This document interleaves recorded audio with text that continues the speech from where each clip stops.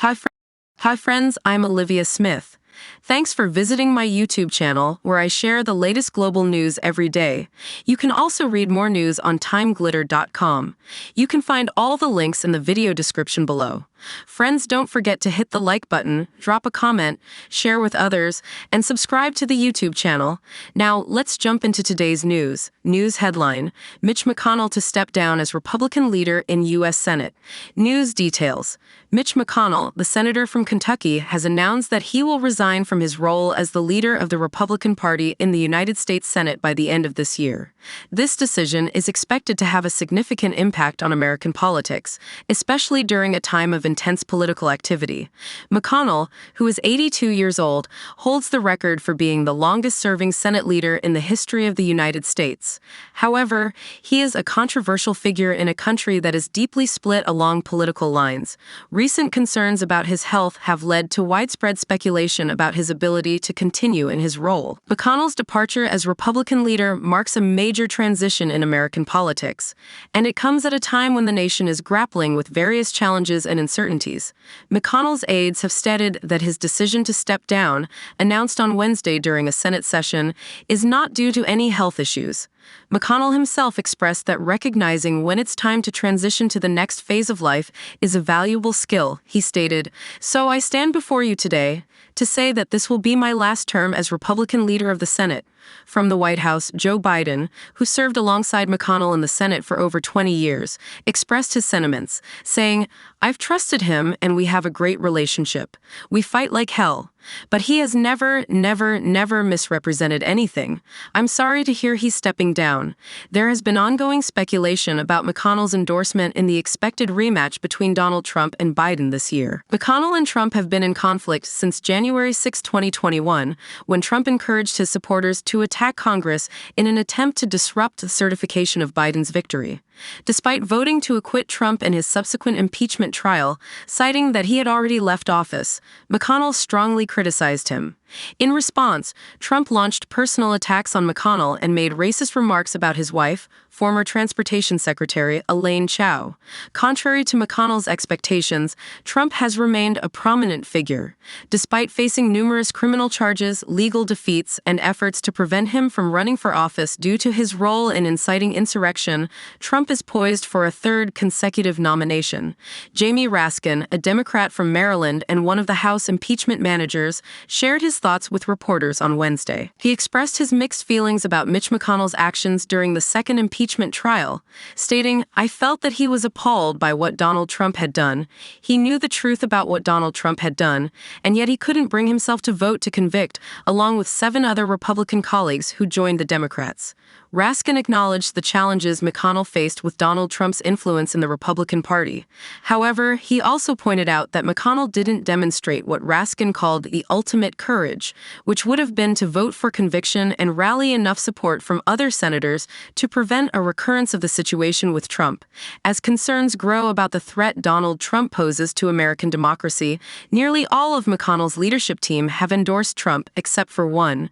Joni Ernst of Iowa, the lone holdout, has suggested that she might still endorse Trump. Speaking in the Senate chamber, McConnell addressed the current political dynamics within his party, stating, "Believe me, I know the politics within my party at this particular moment in time. I have many faults. Misunderstanding politics is not one of them. That said, I believe more strongly than ever that America's global leadership is essential to preserving the shining city on a hill that Ronald Reagan discussed. As long as I am drawing breath on this earth, I will defend American exceptionalism." McConnell has been a part of the Senate since 1985 during Ronald Reagan's presidency. Reflecting on his early days in the Senate, McConnell remarked, "When I got here, I was just happy if anybody remembered my name. President Reagan called me Mitch O'Donnell. Close enough, I thought." McConnell took on the role of leading Senate Republicans in 2006. He served as the majority leader from 2015 to 2021, a significant period during which he navigated the challenges posed by Trump and orchestrated the confirmation of 3 conservative Supreme Court justices, shifting the court's balance notably to the right. To achieve this, McConnell employed tactics that altered Senate procedures. Initially, he declined to hold hearings for Merrick Garland, who was nominated nominated by Barack Obama to replace the conservative Antonin Scalia on the Supreme Court.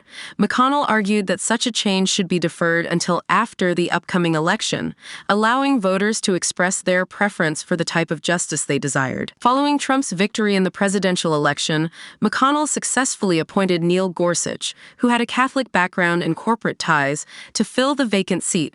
Subsequently, McConnell managed the confirmation of Brett Kavanaugh, a conservative with ties to George W. Bush's administration, to replace Anthony Kennedy.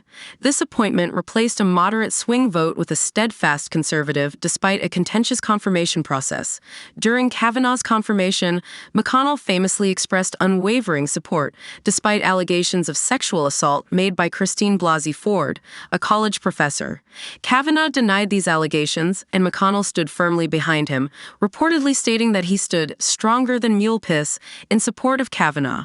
Towards the end of Trump's presidency, McConnell departed from his previous stance and swiftly confirmed Amy Coney Barrett, a staunch Catholic, to the Supreme Court in place of the late Ruth Bader Ginsburg, a revered figure among progressives. On Wednesday, Democratic strategist Adam Parkhomenko urged his followers to remember McConnell's actions, stating, "Never forget what McConnell did to the Supreme Court and this country." Democratic Congressman Adam Schiff criticized McConnell for reshaping the court, undermining democracy, and enabling Donald Trump. He predicted that the Senate GOP, in McConnell's absence, would likely choose someone even more ideologically extreme. According to Carl Tobias, a law professor at the University of Richmond, Virginia, McConnell's legacy includes not only his impact on the Supreme Court, which resulted in significant rulings such as Dobbs versus Jackson, a decision that curtailed federal abortion rights, but also his role in appointing 54 conservative judges to federal appeals courts. Tobias highlighted that McConnell's efforts led to the filling of all 179 appeals court judgeships, a feat not seen since the mid-1980s. McConnell expressed his determination to continue disappointing his critics, asserting that he still had enough gas in my tank. He vowed to do so with the same level of enthusiasm that his critics had become accustomed to. McConnell's determination to regain the majority in a Senate currently favoring Republicans will drive his actions in his final months as leader. He announced that a new leader will be chosen in November to take over in January. Potential successors to McConnell, aiming to emulate his shrewd political tactics and formidable fundraising prowess, include his second-in-command, John Thune of South Dakota, along with two other prominent figures in the party's leadership, John Cornyn of Texas and John Barrasso of Wyoming. In November of the previous year, McConnell successfully defended his leadership position against a challenge from Rick Scott of Florida. In tribute to McConnell, John Thune succinctly remarked, "He leaves really big shoes to fill." When questioned about whether McConnell's departure signifies the end of an era for his faction of the party, retiring Utah Senator Mitt Romney, a former Republican presidential nominee, humorously quipped, "The wing of the party that I represent is so small, it's the size of a Tyrannosaurus Rex leg arm." While some Republicans expressed relief at McConnell's impending departure, others suggested he should step down sooner than his announced November exit date. Senator Josh Hawley remarked, "This is a good development. My question is, why wait so long?" On the Democratic side, Chuck Schumer, the Senate Majority Leader from New York, acknowledged that he and McConnell often disagreed, but highlighted moments of bipartisan cooperation during critical times, such as passing the CARES Act during the early stages of the COVID pandemic and certifying the election results on January 6th. Americans are likely to have differing opinions about Addison Mitchell McConnell III. The Lincoln Project, an anti-Trump organization formed by former Republican strategists, criticized McConnell, stating that he would be remembered as a spineless follower who prioritized the power of a wannabe dictator clown over defending democracy.